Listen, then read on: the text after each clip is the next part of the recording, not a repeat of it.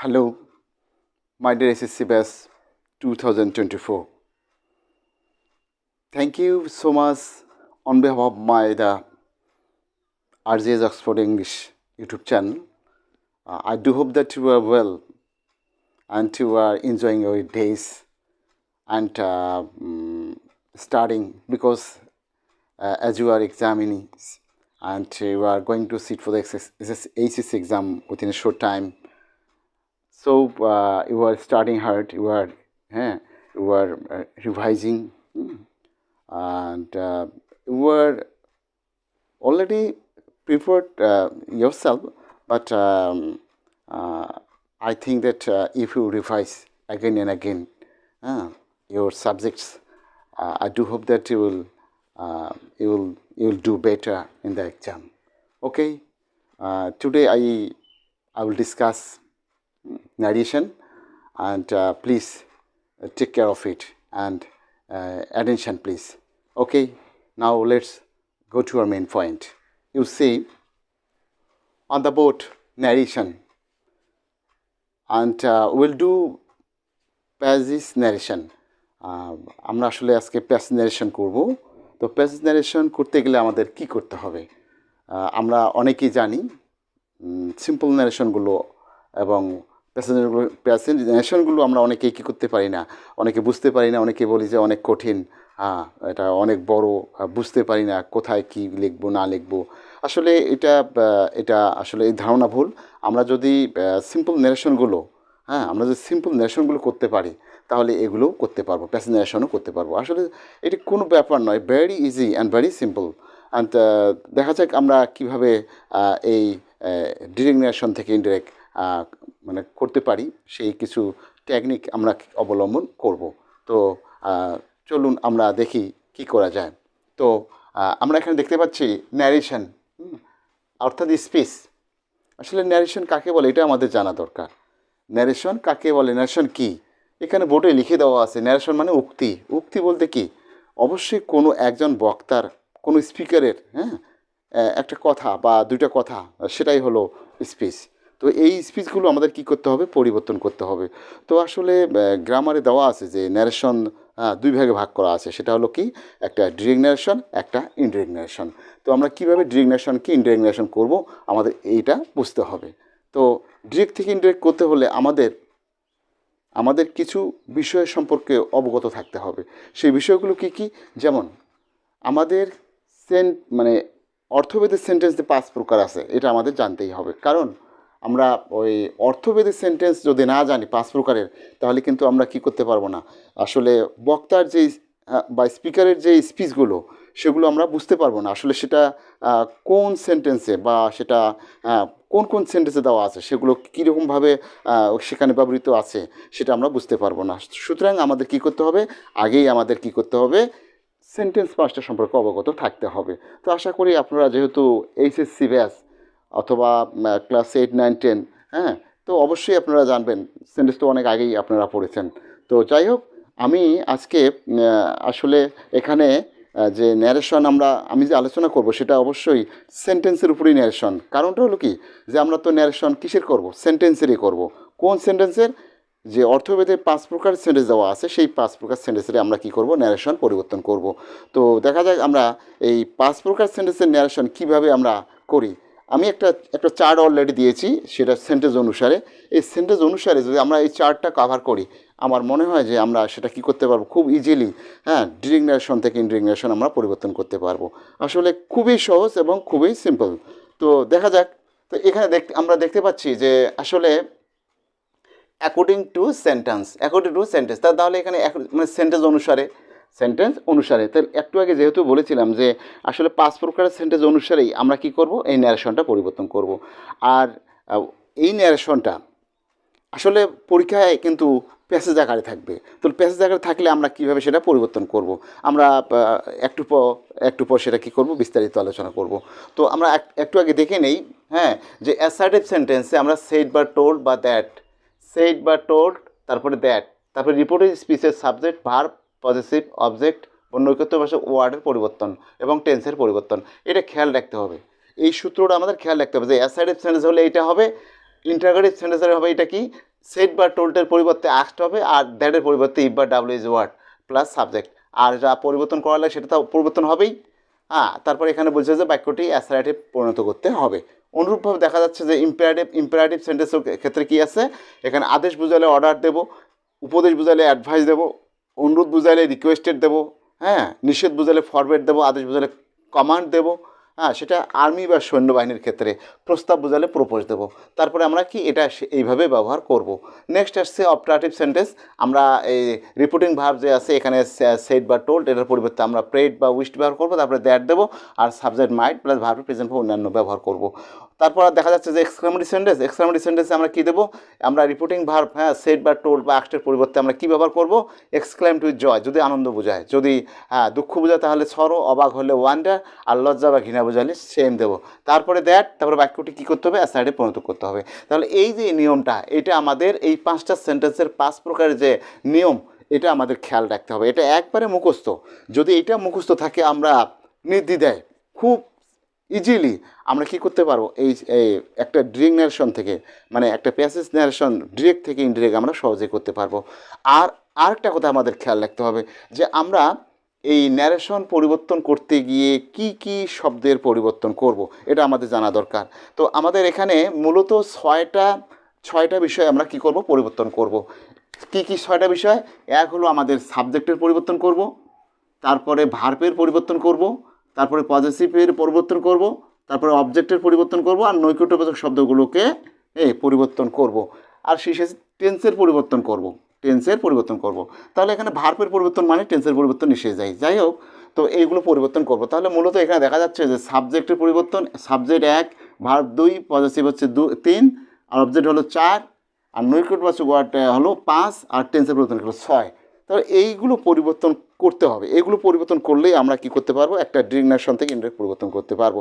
আচ্ছা, তো এখন প্রশ্ন হলো যে আপনারা প্রশ্ন করতে পারেন যে আসলে একটা বাক্যের মধ্যে কি এগুলো সবগুলো পরিবর্তন হবে, যে না, একটা বাক্যের মধ্যে এগুলো সবগুলো পরিবর্তন কি হবে না, তো সবগুলো থাকবেও না। আসলে সবগুলো দিয়ে কিন্তু একটা বাক্য হবে না, সেখানে মানে 2টা অথবা 3টা এরকম থাকতে পারে, 2টা অথবা 3টা হতে পারে। যেমন সাবজেক্ট থাকতে পারে, ভার্ব থাকতে পারে, অবজেক্ট থাকতে পারে, এটা তো 3টে থাকবেই। সেক্ষেত্রে পজিটিভ কেস থাকতে পারে, তো সেটারও পরিবর্তন তখন হবে। তাহলে আমরা কীভাবে পরিবর্তন করবো সেটা আমরা পরে আসছি। আচ্ছা, এনিওয়ে, তো আমরা এখানে যে ন্যারেশনটা করব, পরীক্ষায় যে ন্যারেশন আসবে সেটা প্যাসেজ ন্যারেশন আসবে। তাহলে প্যাসেজ ন্যারেশন আমরা কীভাবে বুঝবো, কীভাবে সেন্টেন্সগুলো বুঝবো? তাহলে আমাদের ওই যে মানে 5 প্রকারের সেন্টেন্স, অর্থাৎ আমরা অর্থভেদে যে বা ভাবভেদে যে আমরা 5 প্রকার সেন্টেন্স পড়ছি, assertive, interrogative, imperative, optative, exclamatory, সাধারণত এই 5 প্রকারের সেন্টেন্সেরই কিন্তু কী থাকবে, ন্যারেশন থাকবে। তাহলে আমরা যদি এই ন্যারেশনগুলো পরিবর্তন করতে চাই তাহলে আমাদের কী করতে হবে, এই অ্যাসার্টিভ থেকে এক্সক্লামেটরি পর্যন্ত আমি যে চার্টটা দিয়েছি, হ্যাঁ, সেটার যে রিপোর্টিং ভার্ব সেগুলো পরিবর্তন কীভাবে হবে, আর একটা পরিবর্তন হলে আরেকটা কী হবে সেটা এখানে দেওয়া আছে। আমরা সেটা কী করবো, মুখস্থ করবো। যেমন অ্যাসার্টিভে সেড বা টোল্ড বসবে রিপোর্টিং ভার্ব, কিন্তু ইন্টারোগেটিভে সেড বা টোল্ডের পরিবর্তে কী বসবে, আস্ট বসবে। তো এভাবে আমরা কী করবো, মুখস্থ করলে ওটা আমরা কী করতে পারবো, পরীক্ষার ক্ষেত্রে বুঝতে পারবো যে আসলে এই বাক্যটা অ্যাসার্টিভ, তখন আমরা কী বলবো, সেড বা টোল্ড দেবো, তারপরে দ্যাট দেবো। আর তারপরে দেখা যাচ্ছে যে এই বাক্যটা ইম্পারেটিভ, তাহলে কী বোঝাচ্ছে, আদেশ না উপদেশ না অনুরোধ। যদি আদেশ বোঝায় তাহলে অর্ডার দেবো, উপদেশ বলে অ্যাডভাইস দেবো। আচ্ছা, এরপরে আমরা কী দেবো, এরপরে টু দেওয়া আছে, আমরা এখানে বোর্ডে দেখতে পাবো, আমরা এখনই দেখতে পাবো, বুঝতে পারবো যে সেখানে টু দেওয়া আছে, আর ভার্বের প্রেজেন্ট ফর্ম প্লাস অন্যান্য দেওয়া আছে। তাহলে এইভাবে আমরা সূত্র রেখে সেন্টেন্স অনুযায়ী কী করবো, মুখস্থ করবো, ডিরেক্ট মুখস্থ করবো। আর মুখস্থ করলেই আমরা কী করবো, পরীক্ষার হলে সেটা প্রশ্ন অনুযায়ী আমরা সেটা ব্যবহার করতে পারবো। যাই হোক, এখানে আরেকটা বিষয় আমাদের খুব জানা দরকার, আমাদের একটা বিষয় খুব জানা দরকার। সেটা হলো কি, সেটা হলো আমাদের আসলে একটা ন্যারেশনের কিছু ভাষা আছে, কিছু ল্যাঙ্গুয়েজ আছে, সেটা আমাদের কী করা উচিত, সেটা আমাদের ভালো করে জানা উচিত, ভালো করে পড়া উচিত। তো আমরা কি সেটা, সেই ল্যাঙ্গুয়েজটা কি সেটা আমরা এখন বুঝবো। যেমন যেমন হি সেড, টু মি, সে আমাকে বলল, আই অ্যাম ইল, আমি অসুস্থ, ইনভার্টেড কমার মধ্যে থাকলো। তাহলে হি সেড টু মি, এখানে হিটা কি, সেডটা কি, আর মি কি, আর আই অ্যাম ইল কি, আমাদের এটা জানতে হবে। তো এখানে এই আই অ্যাম ইল এটা হলো কি, রিপোর্টেড স্পিচ, রিপোর্টেড কি স্পিচ, রিপোর্টেড স্পিচ। আর হিটা হলো কি, স্পিকার, স্পিকার, হিটা হলো স্পিকার, সেটটা কি রিপোর্টিং ভার্ব, রিপোর্টিং রিপোর্টিং কি ভার্ব, আর মিটা কি এটা হলো অবজেক্ট। তাহলে আমরা he said to me I am ill, এখানে এই আই অ্যাম ইল এখানে ইনভার্টেড কমার মধ্যে ক্রিয়া দেওয়া আছে, মানে ইনভার্টেড কমার মধ্যেই সেটা আছে, কি সেটাও আছে I am ill. I am ইল একটা স্পিচ, কে বললো এটা, এটা হি বললো, তাহলে হিটা এখানে স্পিকার, স্পিকার কি বললেন যে আই অ্যাম ইল আমি অসুস্থ, তাহলে আই অ্যাম ইল এই স্পিচটা আমার কী করব পরিবর্তন করব, মানে এটা হচ্ছে ডিরেগনেশন, আমরা এটা কী করব ইনডিরেগনেশন করব। তাহলে কীভাবে করব, তাহলে আমি আগেই বলছিলাম আগে আমাদের ভাষাগুলো জানা দরকার, ল্যাঙ্গুয়েজগুলো জানা দরকার। তাহলে হিটা এখানে স্পিকার, সেটটা রিপোর্টিং ভার্ব, মিটা হলো অবজেক্ট, আর আই অ্যাম ইলটা হলো কি রিপোর্টেড স্পিচ। তাহলে আমাদের আসলে মেইনলি কী করতে হবে, রিপোর্টেড স্পিচের পরিবর্তন করতে হবে, রিপোর্টিং ভার্বের পরিবর্তন করতে হবে, আর কি এখানকার যে অবজেক্টটা এটার কোনো পরিবর্তন নাই, এটা মানে এই অবজেক্টটা ঠিকই থাকবে, এটার কোনো পরিবর্তন হবে না। তাহলে আমাদের কী করতে হবে, রিপোর্ট এই কী হতে পারে, ডিরেক্ট থেকে ইনডিরেক্ট করতে হলে এই যে স্পিকার, স্পিকার যে সাবজেক্ট, স্পিকার যে সাবজেক্ট, তাহলে এই সাবজেক্টের কী হতে পারে পরিবর্তন হতে পারে। আর কি হতে পারে, আচ্ছা আর কি হতে পারে, এই রিপোর্টিং ভার্ব, রিপোর্টিং ভার্বের পরিবর্তন হতে পারে, সেটা কী অনুযায়ী এখানকার এই চার্ট অনুসারে, এখানকার চার্ট অনুসারে। আচ্ছা তাহলে আমরা কি করব, এই যে স্পিকার, এই যে speaker he said to me, সে আমাকে বললো আই অ্যাম ইল আমি অসুস্থ, বা তিনি আমাকে বললেন আমি অসুস্থ, এখানে আই অ্যাম ইল আমি অসুস্থ, এখানে আসলে মেনলি আমরা তো কাজ করতে যাব কোনটা, আমরা কাজ করতে যাব রিপোর্টেড স্পিচটার, আমরা কাজ করতে যাব রিপোর্টেড স্পিচের। তো রিপোর্টেড স্পিচে দেখতে হবে সাবজেক্ট ভার্ব এবং অবজেক্ট, সাবজেক্ট ভার্ব এবং অবজেক্ট, তাহলে আমাদের সাবজেক্ট ভার্ব অবজেক্ট পরিবর্তন করতে হবে। তো কোনো কোনো সময় আবার পরিবর্তন হবে, কোনো কোনো সময় হবে না, সেটা কি অনুসারে অর্থ বা ভাব বা বাক্যটার কি বাক্যটার অর্থ অনুসারে বা ভাব অনুসারে আমাদের সেটা পরিবর্তন করতে হবে। তো যাই হোক আমরা এবার আসবো কীভাবে আমরা এটা পরিবর্তন করব। He said to me I am ill, তাহলে এখানে কি হবে, এই হিটা হি থেকে থাকলো, কিন্তু আমরা সেটা কি অবশ্যই সেখানে লিখব, হি সেটের পরিবর্তে আমরা কি দেবো টোল্ড দেবো। টোল্ড কেন দেবো, এই আই অ্যাম ইল, এই আই অ্যাম ইল বাক্যটা কি অ্যাসার্টিভ, আই অ্যাম ইল বাক্যটা কি অ্যাসার্টিভ, অর্থাৎ ইনভার্টেড কমার ভিতরে, ইনভার্টেড কমার ভিতরে আমাদের যে বক্তার স্পিচটা থাকবে, এই স্পিচ অনুসারে এই স্পিচটা দেখতে হবে কোন সেন্টেন্স, কোন সেন্টেন্স, সেই মানে সেটা আইডেন্টিফাই করার পরে তারপর আমরা কী করবো ওই অনুযায়ী রিপোর্টিং ভার্বটা সিলেক্ট করব। তাহলে আই অ্যাম ইল বাক্যটা কি, আই অ্যাম ইল বাক্যটা হচ্ছে অ্যাসার্টিভ সেন্টেন্স, তাহলে আমরা রিপোর্টিং ভার্ব কী দেবো, সেড বা টোল্ড দেবো, সেড বা টোল্ড দেবো। কিন্তু এই বাক্যটা যদি কী হতো ইন্টারগেটিভ হতো অ্যাম আই ইল, তাহলে কিন্তু আমাদের এই বাক্যটা যেহেতু ইন্টারগেটিভ, তাহলে আমরা কী করবো, তাহলে আমরা এই ইন্টারগেটিভ সেন্টেন্স সেহেতু আমরা এই রিপোর্টিং ভার্ব সেড বা টোল্ডের পরিবর্তে আমরা আস্ট ব্যবহার করব। তো অনুরূপভাবে আমাদের বুঝতে হবে যে আসলে ইনভার্টেড কমার ভিতরে কোন সেন্টেন্স আছে, 5 প্রকারের সেন্টেন্স যে কোনো একটা আছে, তো যে কোনো একটা আছে যেটা থাকবে সেটা দিয়ে আমরা পাবো। যদি ইন্টারগেটিভ থাকে তাহলে কি রিপোর্টিং ভার্ব কী হবে, কি সেড বা টোল্ডের পরিবর্তে আস্ট হবে। যদি তোমার কি বলে যে ইম্পারেটিভ হয় তাহলে ইম্পারেটিভ অনুসারে যেটা রিপোর্টিং ভার্ব হয় সেটা হবে। তো অনুরূপভাবে আমরা কী করবো সেটা রিপোর্টিং ভার্ব পরিবর্তন করব। তাহলে তাহলে কী হলো না, he told me, he told me, তারপরে দ্যাট, তারপরে সূত্রে এখানে দ্যাট আসলো, দ্যাট। আচ্ছা এই আই অ্যাম ইল, এখানে আই অ্যাম ইল কে বললো, হি সেড টু মি, সে আমাকে বললো আই অ্যাম ইল, তাহলে সেটা কে, এখানে আমি, তাহলে আমিটা কে, আমিটা হলো সে, তাহলে এই আমিটা, তাহলে এই আমির পরিবর্তন করতে হবে, কি করতে হবে আমির পরিবর্তন করতে হবে, তাহলে আইটা কি হবে, আইটা হবে হি, কারণ এই আইটা কাকে বোঝাচ্ছে, হিকে বোঝাচ্ছে, সে আমাকে বলল আমি অসুস্থ, তাহলে কে অসুস্থ, সে অসুস্থ, তাহলে এখানে আইটা পরিবর্তন হয় কী হলো, হি হলো। আর এখানে অ্যামিজারটা কী হলো, ওয়াজ ওয়ার হবে, অ্যামিজারটা ওয়াজ ওয়ার, কারণ প্রেজেন্ট লিমিট থাকলে পাস্ট লিমিট, তাহলে হি ওয়াজ ইল, এই হলো আমাদের কি সেন্টেন্স অনুসারে যে আমরা ন্যারেশন করব সেটা। তাহলে এখানে ওই যে বলছিলাম কিসের পরিবর্তন, ভার্বের পরিবর্তন। আচ্ছা ভার্বের পরিবর্তন বিষয়টা আমি আরেকটু ক্লিয়ার করে দেই। ভার্বের পরিবর্তন আমরা কীভাবে ভার্বটার পরিবর্তন করব, একটা সহজ বুদ্ধি আছে, একটা সহজ উপায়, একটা ইজি টেকনিক আমরা এখানে অবলম্বন করব। কীরকম, সেখানে দেখা যাচ্ছে যে রিপোর্টেড স্পিচের সাবজেক্টের পরে, আবার বলছি রিপোর্টেড স্পিচের সাবজেক্টের পরে অ্যামিজার আছে, কি আছে অ্যামিজার, তাহলে আমরা কি দেবো, ওয়াজ ওয়ার দেবো। যদি কি থাকে হ্যাভ অ্যাজ থাকে তাহলে কি দেবো হ্যাড দেবো, যদি শ্যাল উইল থাকে তাহলে কি দেবো উড দেবো, ক্যান থাকলে কি দেবো কুড দেবো, মে থাকলে মাইট দেবো, মে থাকলে মাইট দেবো কি, আর যদি উটকুড মাইট থাকে তাহলে উটকুড মাইটই থাকবে, কোনো পরিবর্তন হবে না। আর যদি কি থাকে মাস্ট থাকে, মাস্ট থাকলে আমরা অনেক সময় মাস্টই দেবো, তবে মাস্টের পরিবর্তে আবার হ্যাড টু ব্যবহৃত হয়।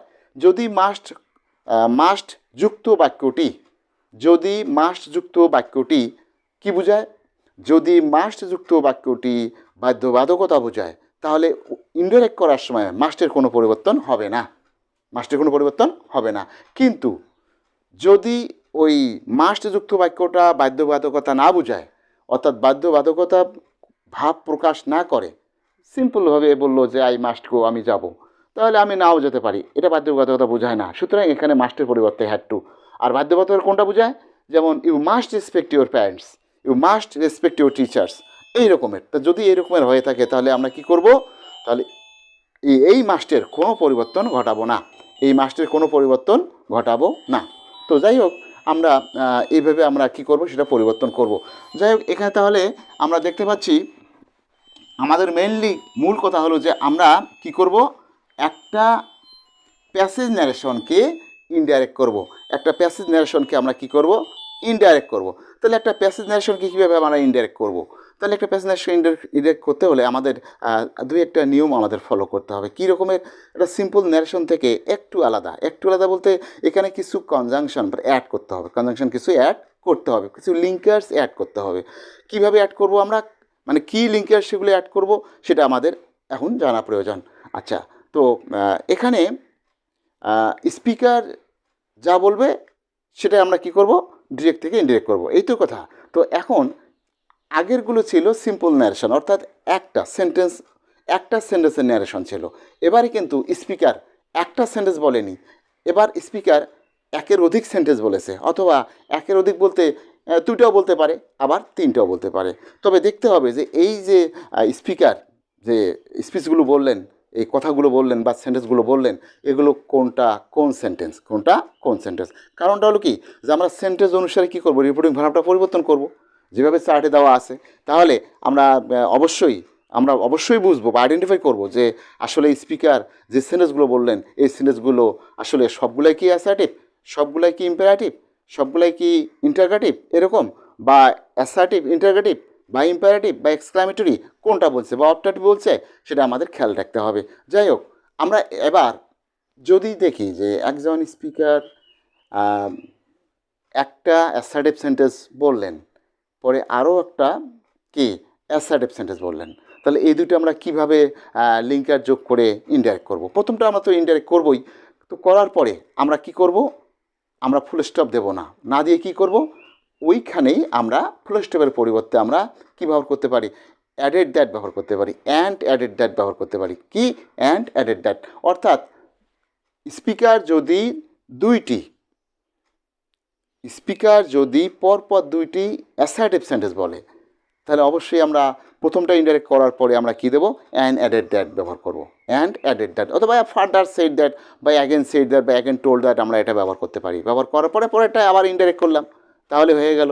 আচ্ছা, এখন কথা হলো যে যদি বাক্য স্পিকার যদি কি করে, যে দুইটা অ্যাসার্টিভ না বলিয়া একটা অ্যাসার্টিভ একটা ইন্টারগেটিভ বললো, তাহলে কি করব, তাহলে প্রথমটা তো আমরা সিম্পলি যেটা করার লাগে সেটা করলাম, করার পরে যদি পরের বাক্যটা দেখি যে এটা ইন্টারগেটিভ সেন্টেন্স, তাহলে স্পিকার কী করছে, একটা ইন্টারগেটিভ সেন্টেন্স বলছে, তাহলে এখানে আমরা কি করব, তাহলে অ্যান্ড, তাহলে যেহেতু ইন্টারগেটিভ সেন্টেন্স, তাহলে ইন্টারগেটিভ সেন্টেন্সের রিপিটিং ভার্ব কি আস্ট, তাহলে অ্যান্ড আস্ট, অ্যান্ড দেওয়ার পরে ফুল স্টপের পরিবর্তে আমরা অ্যান্ড দিলাম, দেওয়ার পরে আস্ট দিলাম, দেওয়ার পরে কী দেবো, পরের বাক্যটা ইন্টারগেটিভ সেন্টেন্স হিসেবে যেভাবে পরিবর্তন করতে হয় ইন্ডাইরেক্টে সেটা সেভাবে করব, তাহলে হয়ে গেল।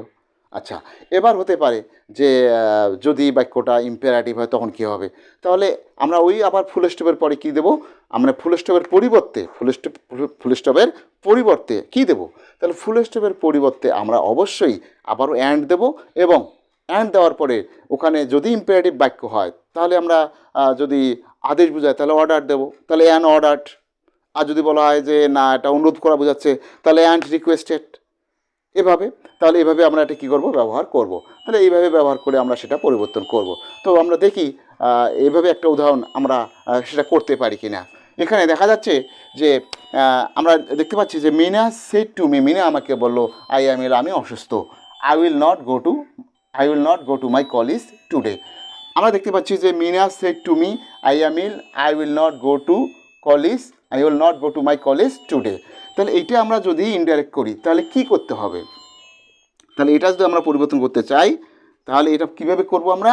তাহলে এখানে দেখা যাচ্ছে যে Meena said to me, Meena আমাকে বলল, মিনা এখানে কি স্পিকার, সেড টু মি, হ্যাঁ আমাকে বলল, হ্যাঁ তাহলে মিটা কি অবজেক্ট, আমাকে বলল, কি বলল? আই অ্যাম ইল, আমি অসুস্থ, আমি কি অসুস্থ। আর কি বললো পরে? I will not go to my college, আমি আমার কলেজ যাব না, আমি আমার কলেজ যাব না। তাহলে এখানে আমরা দেখতে পাচ্ছি যে মিনা আমাকে বলল আমি অসুস্থ, আমি কলেজ যাব না, আমি আজ কলেজ যাব না। তাহলে এখানে কটা এখানে স্পিচ কটা আছে? এখানে স্পিচ আছে দুইটা, আই অ্যাম ইল আমি অসুস্থ, আর I will not go to my college today, আমি একটা কলেজ যাব না। তাহলে এখানে কটা স্পিচ? দুইটা। তো দুইটা স্পিচ আমরা প্রথমটা তো করবোই। প্রথমটা কী করলাম? Meena told me that, Meena told me that. তাহলে মিনা টোল্ড মি দ্যাট কীভাবে হলো? কারণ এই আই অ্যাম ইল বাক্যটা স্পিচটা কি অ্যাসার্টিভ। তাহলে এখানে সেটের পরিবর্তে মানে আমরা সেটের পরিবর্তে কী দেবো? সেট বা টোল দেবো, সেট বা টোল দেবো। তারপরে ইনভার্ট কমার পরিবর্তে আমরা এখানে দ্যাট ব্যবহার করলাম, দ্যাট ব্যবহার করে আমরা কি লিখলাম যে শি ওয়াজ ইল। এই শিটা আমরা কোথায় পাইলাম? এই শিটা কাকে বোঝাচ্ছে? এই আইটা মূলত মিনাকেই বোঝাচ্ছে, আইটা মূলত মিনাকেই বোঝাচ্ছে। তাহলে মিনাকে যদি বোঝায় তাহলে আমরা আয়ের পরিবর্তে আমরা কী দেবো? অবশ্যই কী দেবো? আয়ের পরিবর্তে এখানে শি দেবো, কারণ মিনা মেয়ে মানুষ, এই জন্য আমরা কী দেবো? শি দেবো। যদি এটা ছেলে হতো তাহলে আমরা কী দিতাম? হি দিতাম। তাহলে শি আর অ্যামিজার থাকলে ওয়াজ ওয়ার ইলি থাকলো। এটাই পর্যন্ত শেষ। আমি বলছিলাম যে ফুল স্টপ না দিয়ে আমরা অ্যান্ড দেবো, অ্যান্ড দিলাম, অ্যান্ড দেওয়ার পরে অ্যাডেড দ্যাট দিলাম, অ্যাডেড দ্যাট দেওয়ার পরে কী হলো? যে I will not go to my college today. তাহলে এখানে আইটার পরিবর্তন আবার আসলো, আইটা কে? মিনা, তাহলে এবার শি দেবো, আবার শি দিলাম। উইলটা কী করলাম? উড বানাইলাম, হ্যাঁ নট যেহেতু আছে নটই দিলাম, গো থাকলো। এবার পজিটিভ কেস আসলো মাই। কার কলেজ যাবে না? কে কার কলেজ যাবে না আমাদের জানতে হবে। আসলে আমারটা এখানে মাইটা কাকে বোঝাচ্ছে? কার কলেজকে বোঝাচ্ছে? তার মিনার কলেজ বলতে কি? তাহলে হার কলেজ, তার কলেজ, এই জন্য আমরা কি দিলাম? হার কলেজ দিলাম। আর টুডে থাকলে কি হয়? That day. তাহলে কি হলো? Meena told me that she was ill and added that she would not go to her college that day. কি শিক্ষার্থী বন্ধুরা, তোমরা কি বুঝতে পারছো? আমি আবার বলছি যে Meena told me that she was ill and added that she would not go to her college that day. কীভাবে হলো? এখানে আমরা মিনায় নিয়ে আসছি, সেটের পরিবর্তে টোল নিয়ে আসছি, মি থাকলো। এখানে আইটার পরিবর্তন হলো, রিপোর্টের স্পিচের পরিবর্তন, রিপোর্টের স্পিচ সাবজেক্টের পরিবর্তন, সাবজেক্ট আই, তাহলে আইটা আমরা কী বানাইলাম? শি বানাইলাম। আর অ্যামিজারটা কী বানাইলাম? ওয়ার বানাইলাম। তাহলে ইল থেকে থাকলো, আর ফুল স্টপ তুলে দিয়ে এখানে আমরা কী করবো? এখানে অ্যান্ড অ্যাডেড দ্যাট ব্যবহার করলাম, কি লিঙ্কার হিসেবে অ্যান্ড অ্যাডেড দ্যাট ব্যবহার করে আমরা পরের বাক্যটা কী করলাম? এক করলাম। এখানেও আইটা কাকে বোঝাচ্ছে? মিনাকে বোঝাচ্ছে, এই জন্য আমরা আবারও কী দিলাম? শি দিলাম। যাকে বোঝাবে আমরা তাকেই সেখানে ব্যবহার করব, পরিবর্তন করে তাকেই আমরা সেখানে ব্যবহার করব। আর এখানে মাইটা পজিটিভ কেস আছে, এই জন্য মাইটা কাকে বোঝাচ্ছে? আমার। তাহলে মিনা বলল আমি আমার কলেজ যাব না, মিনা আমাকে বলল যে আমি আমার কলেজ যাব না। কে বললো? মিনা বললো। কার কলেজ যাবে না? মিনা তার কলেজ যাবে না। তাহলে তার হলে হার হচ্ছে, যেহেতু মেয়ে এই জন্য আমরা হার দিলাম। যদি ছেলে হতো তাহলে হিজ দিতাম। তাহলে এইভাবে আমরা কি করব? ডিরেক্ট থেকে ইনডিরেক্ট ন্যারেশন করব, এবং সেটা প্যাসেজ আকারে। তাহলে যদি কোনো স্পিকার একের অধিক স্পিচ বলে, বাক্য বলে, তাহলে আমাদের বুঝতে হবে যে ওই স্পিচ যে দুইটা বললো বা তিনটা বললো, বা একটি বললো, সেটা আসলে কোন sentence? Assertive, interrogative, imperative, optative, exclamatory, ওই পাঁচটার যে কোনো একটি হবে, যে কোনো দুইটি বা তিনটি হবে। তাহলে যদি তাই হয়ে থাকে তাহলে আমরা কি করব? এই যে আমি চার্টটা দিয়েছি, তাহলে এই চার্টটা অনুসারে এই চার্টটা অনুসারে আমাদের রিপোর্টিং ভার্বগুলো ব্যবহার করতে হবে, আর সেভাবে আমাদের পরিবর্তন করতে হবে। তো যাই হোক, এবারে আমরা আসি ইন্টারোগেটিভ সেন্টেন্স। আমরা কীভাবে ইন্টারোগেটিভ সেন্টেন্স ডিরেক্ট থেকে ইনডিরেক্ট করবো? এখানে সূত্রে দেখা যাচ্ছে যে ইন্টারোগেটিভ সেন্টেন্সে আমরা সেট টোলের পরিবর্তে আস্ট ব্যবহার করবো। কী ব্যবহার করবো? আস্ট ব্যবহার করবো। আর এখানে দ্যাটের পরিবর্তে ইফ বা ডাব্লিউএস ওয়ার্ড।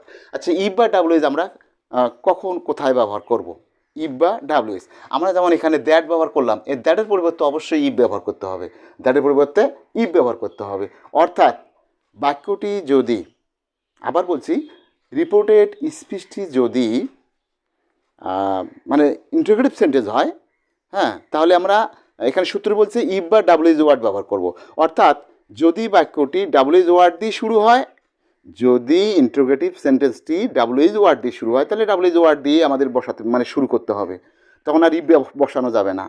আবার বলছি শিক্ষার্থী বন্ধুরা, আবার বলছি ভালো করে শোনো যে আসলে আমরা ইফ বা ডাব্লিউএইচ এখানে বলতে কী বোঝাচ্ছে, তো আমরা দ্যাটের পরিবর্তে ইফ ব্যবহার করব। আচ্ছা, কখন ব্যবহার করব? তো বাক্যটি যদি ইন্টারোগেটিভ সেন্টেন্স হয় এবং সেটা যদি ডাব্লিউএইচ ওয়ার্ড দিয়ে শুরু না হয়ে অন্য কোনো সাহায্যকারী ভার্ব দিয়ে শুরু হয়, ডাব্লিউএইচ ওয়ার্ড দিয়ে শুরু না হয়ে যদি কোনো সাহায্যকারী ভার্ব দিয়ে শুরু হয়, তাহলে আমরা কী ব্যবহার করব? ইফ ব্যবহার করব। হ্যাঁ, কী ব্যবহার করব? ইফ ব্যবহার। কার পরে? অবজেক্টের পরিবর্তে, অবজেক্টের পরে ইফ, তারপরে সাবজেক্ট। আর যদি দেখা যায় ডাব্লিউএইচ ওয়ার্ড দিয়ে শুরু, যেমন হোয়াটস ইউর নেম, হ্যাঁ, হোয়াট ডু ইউ লিভ, হ্যাঁ, what are you doing, like this, এইভাবে যদি শুরু হয়, তাহলে ওয়ার্ডে থাকলো বা ওয়ার্ডে থাকলো, এই ডাব্লিউএইচ ওয়ার্ডটা থেকেই গেল। কিন্তু এই ডাব্লিউএইচ ওয়ার্ডের পরে আমাদের কিন্তু সাবজেক্ট ব্যবহার করতে হবে। তারপরে ভার্বের পরিবর্তন, যদি অ্যামিজার থাকলে ওয়াজ ওয়ার, তাহলে ওয়াজার থাকলে কী হবে? Had been. ওয়াজার থাকলে হ্যাড বিন বসবে, হ্যাঁ, ওয়াজার থাকলে হ্যাড বিন। যেমন আই ওয়াজ ইল, তাহলে কি ওয়াজটা পরিবর্তন হয়ে হ্যাড বিন হবে তখন কিন্তু। যদি ওয়ার থাকে তবুও হ্যাড বিন হবে। আর হ্যাভাস থাকলেও কিন্তু হ্যাড হবে, হ্যাভাস থাকলে হ্যাড হবে। তারপরে যে ভার্ব সেটা তো থাকবেই। তাহলে আমাদের সাহায্যকারী ভার্বগুলো এইভাবে পরিবর্তন করতে হবে। তো যাই হোক, আমরা এইভাবে সেটা তাহলে কি করলাম? ইন্টারোগেটিভ সেন্টেন্সটা পরিবর্তন করলাম। তাহলে এখানে আর একটা কথা বলছে যে বাক্যটি অ্যাসার্টিভে পরিণত করতে হবে। তাহলে ইফ বা ডাব্লিউএইচ এর পরে যখন সাবজেক্ট দিলাম, তখনই কিন্তু অ্যাসার্টিভ হয়ে গেল, আর কিছু করার দরকার নেই। তার মানে ডাব্লিউএইচ, হ্যাঁ, ডাব্লিউএইচ ওয়ার্ডের পরে অথবা ইফের পরে অবশ্যই সাবজেক্ট ব্যবহার করব। সাবজেক্ট ব্যবহার না করলে তাহলে কিন্তু সেটা ভুল হয়ে যাবে, আর সাবজেক্ট ব্যবহার করলেই সে বাক্যটা অ্যাসার্টিভে পরিণত হয়ে যাবে। তো যাই হোক, আমরা নেক্সট আসছি ইম্পারেটিভ সেন্টেন্স। যদি আদেশ বোঝায় তাহলে অর্ডার, উপদেশ বোঝালে অ্যাডভাইসড। এইভাবে এগুলো যদি আমরা মুখস্থ করি তাহলে আমরা এগুলো ব্যবহার করতে পারবো। তবে অবশ্যই আইডেন্টিফাই করতে হবে যে বাক্যটি আদেশ বোঝাচ্ছে না উপদেশ বোঝাচ্ছে না অনুরোধ বোঝাচ্ছে। যেভাবে বুঝাবে সেভাবে আমরা রিপোর্টিং ভার্ব বলে ব্যবহার করব। অফ টাইপের ক্ষেত্রেও তাই। আমরা প্রেড বা উইশড কখন ব্যবহার করব? হ্যাঁ, যদি কি বোঝায়? ইচ্ছা বা প্রার্থনা। হ্যাঁ, তাহলে ইচ্ছা বা প্রার্থনা, এখানে ইচ্ছা বা কি বুঝতে পারে? প্রার্থনা বুঝাইতে পারে। হ্যাঁ, ইচ্ছা বা প্রার্থনা। তাহলে ইচ্ছা বা প্রার্থনা যদি বোঝায়, আমরা তাহলে কি করব? প্রেড বা উইশড। যেমন মে গড ব্লেস ইউ। হ্যাঁ, my father said to me may God bless you. তাহলে my father said to me may God bless you, এই বাক্যটা কি? অপটাটিভ। তাহলে এই বাক্যটা অপটাটিভ হলে আমরা কি করব? হ্যাঁ, কি যদি বক্তার কি ইচ্ছা প্রকাশ করে তাহলে উইশড, আর যদি প্রার্থনা করা বোঝায় তাহলে আমরা প্রেড ব্যবহার করব। তাহলে তারপর কি আছে? হ্যাঁ, মানে ইচ্ছা বোঝালে, ইচ্ছা বা প্রার্থনা বোঝালে প্রেড বা উইশ দিলাম, তারপরে দেয়ার দেবো। তারপরে সাবজেক্টের পরে মাইট প্লাস ভার্ব প্রেজেন্ট ফর্ম, মানে এইটা লাইনটা আমাদের কী করতে হবে? আমরা তো আগেই মুখস্থ করবো, তাই যখনই প্রেড বা উইশ দিলেন তখন আমরা কি এই লাইনটা ফলো করব। আচ্ছা, অনুরূপভাবে যেভাবে আছে সেভাবে আমরা সেটা ব্যবহার করবো। এক্সক্লামেটরি ক্ষেত্রেও তাই। যদি আনন্দ বোঝায় তাহলে এক্সক্লেম টু জয়, সরো বোঝালে, হ্যাঁ, দুঃখ বোঝালে সরো, অবাক হওয়া বোঝাইলে আমরা ওয়ান্ডার দেবো, আর লজ্জা ঘৃণা বোঝাইলে আমরা কী দেবো? হ্যাঁ, এখানে সেম দেবো। তবে এখানে বলছে তারপর দ্যাটের পরে বাক্যটি অ্যাসার্টিভ পরিণত করতে হবে। অর্থাৎ বাক্যটা এক্সক্লামেটরি আছে, এই এক্সক্লামেটরি থেকে আমাদের বাক্যটাকে আবার অ্যাসার্টিভে পরিণত করতে হবে। অর্থাৎ অ্যাসার্টিভে বলতে হলে সাবজেক্টের পরে ভার্ব আসবে, তারপরে হয়তো ভেরি বা গ্রেড এরকম আসতে পারে। তারপরে হয়তো অ্যাডজেক্টিভ থাকতে পারে বা অন্যান্য থাকতে পারে। এইভাবে সেটা পরিবর্তন করতে হবে। আর ভার্বের পরিবর্তন তো অবশ্যই হবে। অ্যামিজার থাকলে কী হবে? ওয়াজ ওয়ার হবে। আচ্ছা, এখানে আরেকটা বিষয় হলো কি, যে এমন হতে পারে যে এক্সক্লামেটরি সেন্টেন্সটা কী দিয়ে শুরু আছে? হাউ বা হোয়াট দিয়ে শুরু আছে। কি আছে? হাউ বা হোয়াট দিয়ে শুরু আছে। এক্ষেত্রে কিন্তু বলা হয়েছে যে আগে যেমন ইন্টারোগেটিভে বলা হলো যে কি বলা হলো, যে ডাব্লিউএইচ ওয়ার্ড দিয়ে যদি শুরু হয় তাহলে ডাব্লিউএইচ ওয়ার্ডটাই বসবে, কিন্তু এক্সক্লামেটরিতে তাই বসবে না। সেটা বসবে না। কেমন বসবে না? এক্সক্লামেটরিতে এরকম হতে পারে যে, হ্যাঁ, এক্সক্লামেটরিতে এরকম হতে পারে। সেটা কীরকম? এখানে আবার যে উদাহরণটা দেই, মিনা সেড টু মি, হ্যাঁ, how beautiful, BAUTIFUL, how beautiful, কি? হাউ বিউটিফুল ইউ আর, কি সুন্দর তুমি, এই। তাহলে এখানে ডাব্লিউএইচ ওয়ার্ড দিয়ে কিন্তু শুরু হয়েছে। তার মানে এটা কিন্তু ইন্টারোগেটিভ সেন্টেন্স নয়, এটা হলো এক্সক্লামেটরি সেন্টেন্স। এখানে বলা আছে যে দ্যাট, তারপরে বাক্যটি অ্যাসার্টিভে পরিণত করতে হবে। কী করতে হবে? অ্যাসার্টিভে পরিণত করতে হবে। অ্যাসার্টিভ পরিণত করতে হলে আমাদের কী হতে আনতে হবে? প্রথমে সাবজেক্ট আনতে হবে। তাহলে মিনা কী হলো? আমরা কি দেব? Meena exclaimed, Meena exclaimed with, Meena exclaimed with কি? জয়, যেহেতু আনন্দ বোঝাচ্ছে বা অবাক দিতে পারো, তাহলে Meena exclaimed with joy that, সূত্রে এখানে দ্যাট আমরা দিলাম, এই দ্যাট কোথায় গেল? এই দ্যাট দিলাম। এবারে আমরা বাক্যটি অ্যাসার্টিভ করবো, হাউ বিউটিফুল ইউ আর। তাহলে এই বাক্যটার মধ্যে সাবজেক্ট আনতে হবে, যেহেতু অ্যাসার্টিভ করবো আমরা, তাই অ্যাসার্টিভ করতে হলে প্রথমে আমাদের সাবজেক্টের দরকার। তাহলে এই বাক্যের মধ্যে, এক্সক্লামেটরি সেন্টেন্সের মধ্যে এই এখানে সাবজেক্ট কোনটা? ইউ। ইউ কি আছে? ইউ। তাহলে এখানে ইউটা কাকে বোঝাচ্ছে? আমাদের যেহেতু আমাদের এখানে দ্যাটের পরে আমরা সাবজেক্ট নিয়ে আসবো, তাহলে ইউটা এখানে কাকে বোঝাচ্ছে? মিনা আমাকে বলল, মিনা আমাকে বলল, মিনা আমাকে বললো তুমি কি সুন্দর। তাহলে মিনা আমাকে বললো তুমি কি সুন্দর, তুমিটা কাকে বোঝাচ্ছে এখানে? তাহলে আমাকে বোঝাচ্ছে, মিনাকে নয়। তাহলে মিনাকে যদি নয়, আমাকে বোঝাচ্ছে, তাহলে ইউটা পরিবর্তন হয়ে কী হবে? তাহলে ইউটা পরিবর্তন হয় কী হবে? কী হবে? আই হবে। আর এখানে আরটা তো আছে, আরটা, তাহলে আরটা কী হবে? আইয়ের পরে ওয়াজ হচ্ছে এখানে, আই ওয়াজ। হ্যাঁ, exclaimed with joy that I was কি? Very very beautiful, very beautiful. আচ্ছা, এখন আমরা ভেরি কোথায় পাইলাম? আমরা জানি যে এক্সক্লামেটরি সেন্টেন্স থেকে যখন আমরা অ্যাসার্টিভ করব, তখন কিন্তু অ্যাডজেক্টিভটা থাকবে, এটার পূর্বে কিন্তু ভেরি বসে, আর নাউন থাকলে সেটা তার সামনে গ্রেট বসে। এটা আমরা কি অ্যাসার্টিভ থেকে, মানে এক্সক্লামেটরি থেকে যখন অ্যাসার্টিভে আসবো, তখন সেটা অবশ্যই আমরা সেটা ব্যবহার করব। তো এটা খেয়াল রাখতে হবে। তাহলে এই জন্য আমাদের কি আসলো? ভেরি কথাটা আসলো। আর এখানে অ্যামিজার থাকলে ওয়াজ ওয়ার হয়ে গেল, অ্যামিজার থাকলে ওয়াজ ওয়ার হয়ে গেল। আর এখানে ইউটা কী হলো? ইউটা এসে কাকে ধরলো? মিকে ধরলো। এই জন্য মি হয়ে তারপর মিটাকে ধরলে এটা সাবজেক্ট কি? সাবজেক্ট হলো আই। তাহলে আমাদের খেয়াল রাখতে হবে বিশেষ কিছু বিষয়, সেটা হলো যে যেমন রিপোর্টেড স্পিচের সাবজেক্ট যদি সেকেন্ড পার্সন হয়, এটা সবসময় রিপোর্টিং ভার্বের অবজেক্টকেই ফলো করে, আর সেই অনুযায়ী সেটা কী হয়?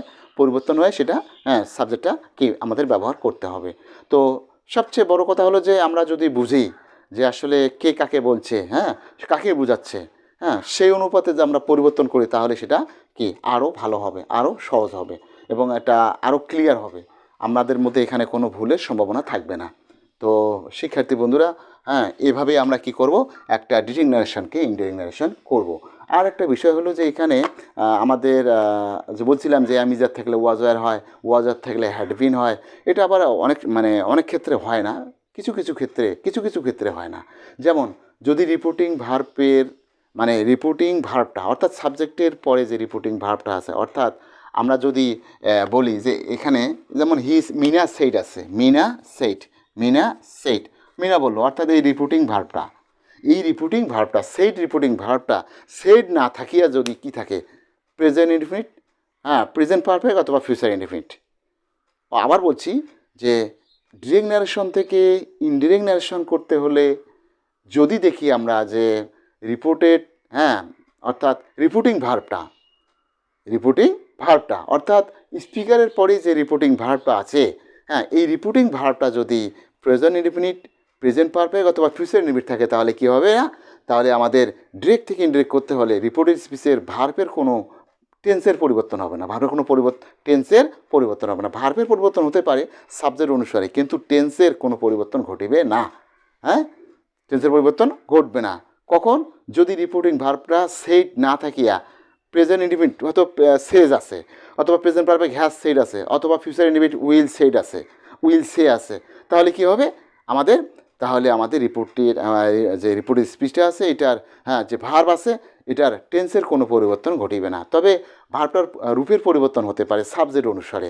এই হলো আর একটা বিষয় হলো, সেটা যদি রিপোর্টিং ভার্বটা পাস্ট ইনডিফিনিট আছে, অর্থাৎ সেইড আছে, তবে রিপোর্টেড স্পিচটা ইউনিভার্সাল ট্রুথ বোঝাচ্ছে। যেমন দ্য আর্থ ইজ রাউন্ড, অথবা the sun rises in the east, like this.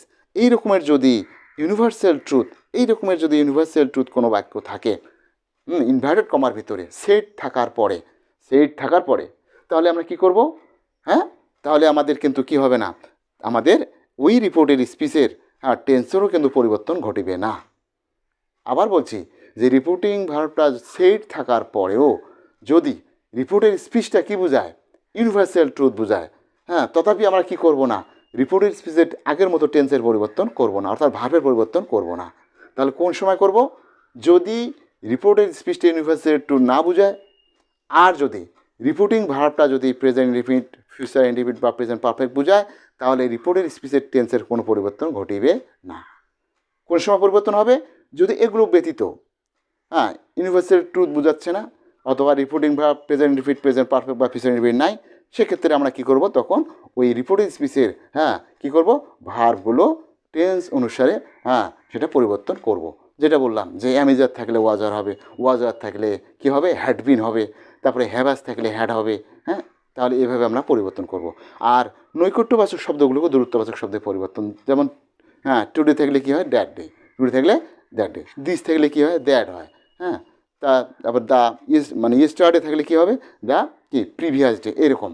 তাহলে হ্যাঁ, তাহলে এইভাবে আমরা কি করব, পরিবর্তন করব। তো এই ছিল আমাদের আজকে ন্যারেশন। তো ন্যারেশন আমরা করতে পারি, তবে একটু চেষ্টা করলেই আরও ভালো হবে, এই যেখানে আমাদের কোনো ভুল ত্রুটির আশঙ্কা নেই। তো এটা যদি আমরা এই চার্টটা যদি ভালো করে আমরা কি করি, মুখস্থ করি, তাহলে এখানে বলছে চার্ট অফ বেসিক রুলস, মানে এটাই আসলে মূল ফান্ডামেন্টাল মৌলিক রুল। এই রুলটা যদি আমরা মুখস্থ কণ্ঠস্থ একবার ঠোঁটস্থ করে রাখি, তাহলে ডিরেক্ট থেকে ইনডাইরেক্ট ন্যারেশন আমরা করতে যখন যাব, এই রুল ফলো করলেই আমরা যে কেউ ইজিলি, হ্যাঁ, খুব সহজেই আমরা কী করতে পারবো, এক ডিরেক্ট ন্যারেশন থেকে ইনডাইরেক্ট করতে পারবো। আর এখানে 5 মার্ক, এখানে পরীক্ষায় কিন্তু অবশ্যই এই ন্যারেশন আসবেই, হ্যাঁ। তো এই হলো আমাদের ন্যারেশন আজকে আলোচনা। তো আশা করি যে আপনারা সবাই ভালোভাবে বুঝতে পারছেন। তো ধন্যবাদ সবাইকে, আবারও ধন্যবাদ জানিয়ে শেষ করছি। ধন্যবাদ সবাইকে।